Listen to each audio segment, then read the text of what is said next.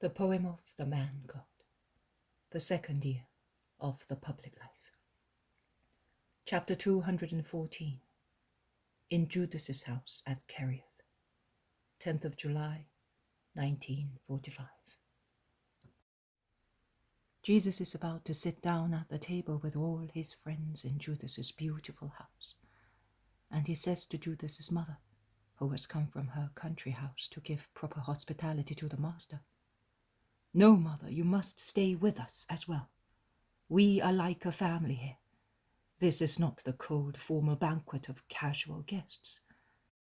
I took your son, and I want you to take me as a son, as I take you as a mother, because you are really worth it. Is that right, my friends? That thus we shall be happier and feel at home?" The apostles and the two Marys nod wholeheartedly, and Judas's mother, her eyes bright with tears, sits between her son and the master, in front of whom there are the two Marys with Marcian between them. The maidservants bring the food, which Jesus offers, blesses, and then hands out, because Judas's mother is inflexible on that point, and he always hands out beginning from her, which moves the woman more and more and makes Judas proud and pensive at the same time. They talk about various subjects in which Jesus endeavors to get Judas's mother interested, and he strives as well to make her become familiar with the two women disciples. Marciam is helpful in this respect, as he states that he is very fond also of Judas's mother, because her name is Mary, like all good women. "And you will not love the one who is waiting for us on the lake, you little rascal?" asks Peter half seriously. "Oh, very much, if she is good." "You can be sure of that. Everybody says so, and I must say so as well, because if she has always been kind to her mother and to me, she must be really good. But her name is not Mary, son. She has a queer name, because her father called her after the thing that had brought him wealth, and he called her Porphyria. Purple is beautiful and precious. My wife is not beautiful, but she is precious on account of her goodness, and I have been very fond of her because she is so peaceful, chaste, and quiet. 3 virtues, eh? Not easily found. I eyed her carefully since she was a girl. When I came to Capernaum with the fish, I used to see her mending the nets, or at the fountain, or working silently in the kitchen garden, and she wasn't an absent-minded butterfly fluttering here and there. Neither was she a thoughtless little hen, looking round at every crow of a cock. She never raised her head when she heard the voice of a man. And when I, in love with her goodness and her wonderful plaits, her only beauties, and, well, also moved to pity because she was treated like a slave at home, when I began to say hello to her, she was then 16 years old, she hardly replied to me. She pulled her veil over her face and remained more indoors. It took a very long time to find out whether she considered me an ogre or not, and before I could send my best man to her. I do not regret it. I could have travelled all over the world, but I would not have found another one like her. Am I right, master, that she's good?" "Yes, she is very good, and I am sure that Marciam will love her, even if her name is not Mary. Will you not, Marciam?" "Oh, yes. Her name is Mummy, and mummies are good and are loved." Judas then tells what he did during the day. I understand that he went to inform his mother of their visit, and then he began to speak in the country near Kerioth, together with Andrew. He then says, "But tomorrow I would like everybody to come. I do not want to be the only one to be noticed. As far as possible, we should go in twos, a Judean with a Galilean. For instance, John and I, Simon and Thomas. I wish the other Simon came. But you two," he points at Alphaeus' sons, "can go together. I told everybody, also those who did not want to know, that you are the master's cousins. And you two," he points at Philip and Bartholomew, can also go together. I told them that Nathanael is a rabbi who came to follow the master. That impresses people very favorably. And you three will stay here. But as soon as the zealot comes, we can form another couple. And then we will change round, because I want the people to meet everybody. Judas is sprightly. I spoke about the Decalogue, Master, endeavouring especially to clarify those parts in which this area is more lacking. Do not let your hand be too heavy, Judas, please. Always bear in mind that one achieves more by means of kindness than by intolerance, and that you are a man as well. So examine yourself and consider how easy it is also for you to fall, and how you become upset when you are reproached too frankly, says Jesus, while Judas's mother bends her head, blushing. Do not worry, Master. I am striving to imitate you in everything, but in the village, which we can see also through that door. The doors are open while they are eating, and a beautiful view can be seen from this room, which is upstairs. There is a sick man who would like to be cured, but he cannot be carried here. Could you come with me? Tomorrow, Judas. Tomorrow morning, definitely. And if there are more sick people, tell me or bring them here. You really want to benefit my fatherland, Master? Yes, so that no one may say that I have been unfair to those who did no harm to me. I help also wicked people, so why not the good ones of Kerioth? I wish to leave an indelible remembrance of me. What? Are we not coming back here? We will come back again, but... Here is the mother with Simon, trills the boy who sees Mary and Simon climbing the staircase leading up to the terrace where is the room. They all stand up and go towards the two who have just arrived. There is the noise of exclamations, of greetings, of seats moved about. But nothing diverts Mary from greeting first Jesus and then Judas's mother, who has bowed down deeply, and whom Mary raises again, embracing her as if she were a dear friend met after a long absence. They go back into the room, and Mary of Judas tells the maidservants to bring in fresh food for the new guests. Here, son, Eliza's greetings, says Mary, handing a small parchment roll to Jesus, who unfolds it and reads it, then says, I was sure. Thank you, Mother. On my behalf and on Eliza's, you really are the health of the sick. You, son, not I.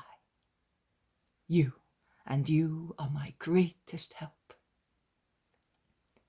He then turns to the apostle and the women disciples and says, Eliza writes, come back, my peace. I want not only to love you, but to serve you. So we have relieved the creature of her anguish and melancholy, and we have gained a disciple. Yes, we will go back. She wishes to meet also the women disciples. She is recovering slowly, but without relapsing. Poor Eliza. She still undergoes moments of frightful bewilderment. Does she not, Simon? One day she wanted to try to come out with me, but she saw a friend of Daniel's, and we had great difficulty in calming her weeping. But Simon is so clever, and since Eliza expressed the desire to return to the world, but the world of Bethzor is too full of memories for her, Simon suggested we should call Johanna. And he went to call her. After the feast, she went back to Bethel, to her magnificent rose garden in Judea. Simon says that he seemed to be dreaming while crossing the hills covered with rose bushes, that he was already in paradise. She came at once. She's in a position to understand and pity a mother mourning her sons. Eliza has become very fond of her, and I came away. Johanna wants to persuade her to leave Bethzor and go to her castle. and she will succeed, because she is as sweet as a dove, but as firm as a rock in her decisions. We shall go to Bethsur on our way back, and then we shall part. You women disciples will stay with Eliza and Johanna for some time. We will go through Judea, and we shall meet in Jerusalem for Pentecost. The Most Holy Virgin Mary and Mary, Judas's mother, are together. They are not in the townhouse, but in the country one. They are alone.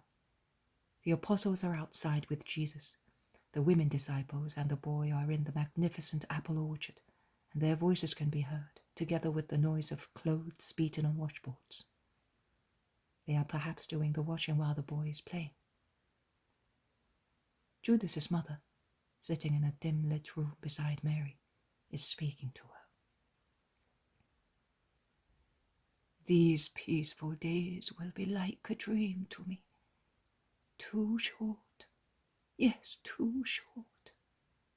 I know that we must not be selfish, and that it is fair that you should go to that poor woman, and to so many other unhappy people. But I wish I could. I wish I could spare the time or come with you. But I cannot. I have no relatives apart from my son, and I must look after the property of the family. I understand. It is painful to part from one's son. We mothers would always like to be with our children, but we are giving them for a great cause, and we will not lose them. Not even death can take our sons away from us, if they and we are in grace in the eyes of God. But ours are still on the earth, even if by the will of God they are torn from our bosoms to be given to the world for its good. We can always join them, and even the echo of their deeds is like a caress to our hearts, because their deeds are the scent of their souls. What is your son to you, woman? Asks Mary of Judas in a low voice. And the Most Holy Mary replies promptly, He's my joy. Your joy. And then Judas's mother bursts into tears and lowers her head to hide them. She bows so low as to almost touch her knees with her forehead. Why are you weeping, my poor friend? Why? Tell me. I am happy in my maternity, but I can understand also those mothers who are not happy. Yes, not happy, and I am one of them. Your son is your joy. Mine is my grief. At least he has been so. Now, since he has been with your son, I am not so worried. Oh, of all those who pray for your holy son, for his welfare and triumph, there is no one after you, blessed woman, who prays so much as this unhappy mother who is speaking to you. Tell me the truth. What do you think of my son? We are two mothers, one facing the other. Between us there is God, and we are speaking of our sons. It can be but easy for you to speak of yours. I have to strive against myself to speak of mine. And yet, how much good or how much grief can come to me from this conversation? And if it is grief, it will always be a relief to speak about it. That woman of Bethsur became almost insane when her sons died, did she not? But I swear to you, sometimes I have thought and still think, looking at my Judas, who is handsome, healthy, intelligent, but is not good, not virtuous, not righteous in his soul, not sound in his feelings. I often think that I would prefer to mourn him dead rather than know that he is disliked by God. But tell me what you think of my son. Be frank. This question has been torturing my heart for over a year. But whom could I ask? The citizens? They did not yet know that the Messiah existed, and that Judas wanted to go with him. I knew. He told me when he came here after Passover. Elated, violent as usual, when he has a sudden fancy, and as usual, scornful of his mother's advice. His friends in Jerusalem, a holy prudence and a pious hope prevented me. I did not want to say, Judas is following the Messiah, to those whom I cannot love, because they are everything but saints. And I hoped that his fancy notion would vanish like many others, like all of them, even at the cost of tears and desolation, as it happened in the case of more than one girl whom he fancied here and elsewhere, but never married. Do you know that there are places where he will no longer go, because he may receive a fair punishment? Also, his being off the temple was a whim. He does not know what he wants. Never. His father, may God forgive him, spoiled him. I never had any authority with the two men in my house. I could but weep and make amends with all kinds of humiliation. When Johanna died, and although no one told me, I know that she died of a broken heart when Judas told her that he did not want to get married, after she had been waiting for all her youth, whereas everybody knew that in Jerusalem he had sent friends to a very rich woman who owned stores as far as Cyprus to inquire about her daughter. I had to shed many bitter tears because of the reproaches of the dead girl's mother, as if I were an accomplice of my son. No, I am not. I have no authority over him. Last year, when the master came here, I realized that he had understood. And I was about to speak.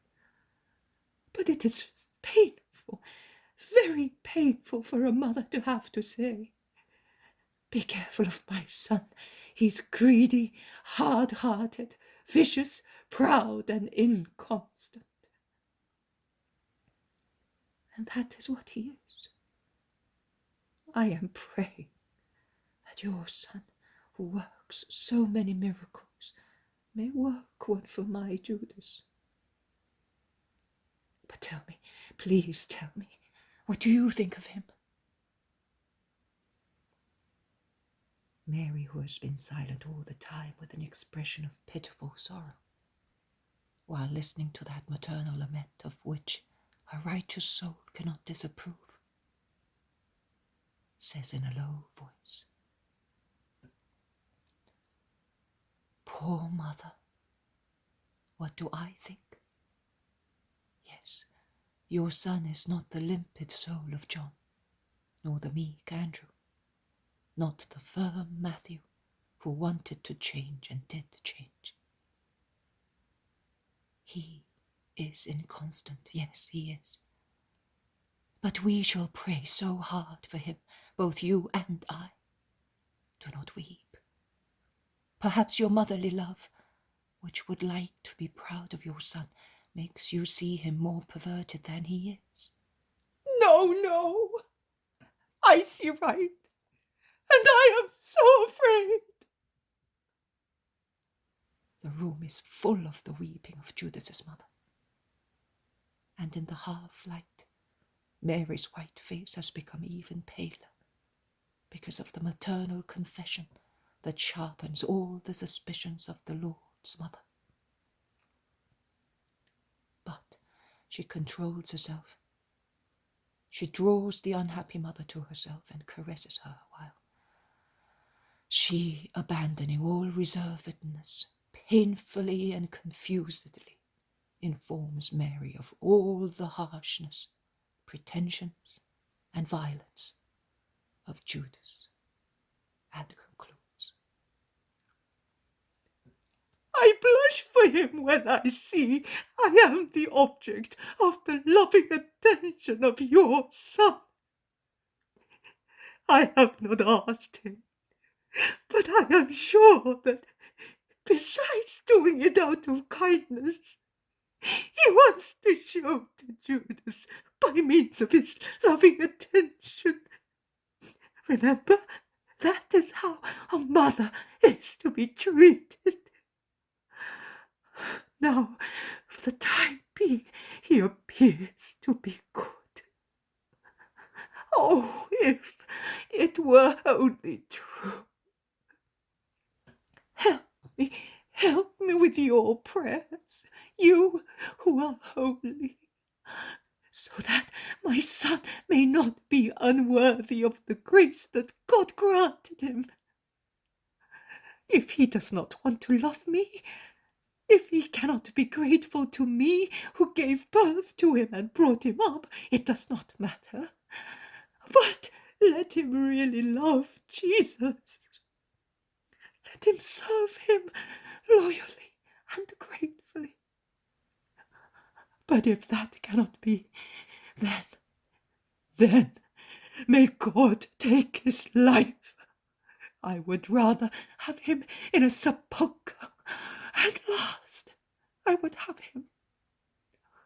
Because since he reached the age of reason, he was hardly of a mind. Better dead than a bad apostle. Can I pray for that? What do you say? Pray the Lord that he may do what is best. Do not weep any more. I have seen prostitutes and Gentiles at the feet of my son, and publicans and sinners with them. They all became lambs through his grace. Hope, Mary, hope. The grief of mothers saves their sons. Do you not know that? And everything ends on that pitiful question.